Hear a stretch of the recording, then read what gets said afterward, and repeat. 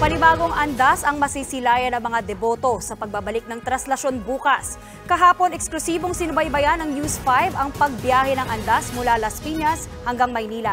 Nasa prole ng balitang yan si Jenny Dongon. Ito ang bagong disenyo ng andas na gagamitin sa traslasyon ng Itim na Nazareno bukas. Gawa ito ng kilalang paggawaan ng mga jeep na Sarao Motors.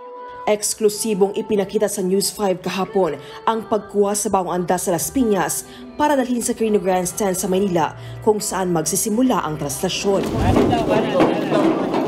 Maingat na nagtulong-tulong ang mga miyembro ng Hijos del Nazareno. Mula sa paghila hanggang sa pagsakay ng andas sa trailer truck.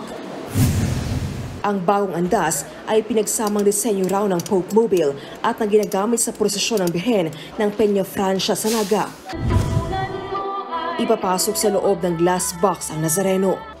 Nagawa sa makapal na tempered at laminated glass kaya hindi basta-basta mababasag.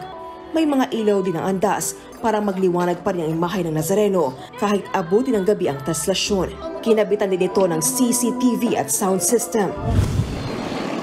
Mula Las Piñas, nakarating ang bagong andas sa Quirino Grandstand kahapon ng madaling araw. Ayon sa pamunuan ng Quiapo Church, hindi na pwedeng umakyat o sumampa sa andas sa mga deboto. Pero pwede pa rin namang magbato ng bimpo o panyo upang maipunas sa poon. Pakiusap nila, sa lubid na lang humila para hindi na masyadong magulo at maayos ang daloy ng prosesyon.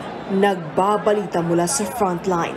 Jenny Dongon, News 5. Mga kapatid, Maui David po. Simula ng inyong araw na may alam at may pakialam sa mga may init at umaaksyong balita sa bansa.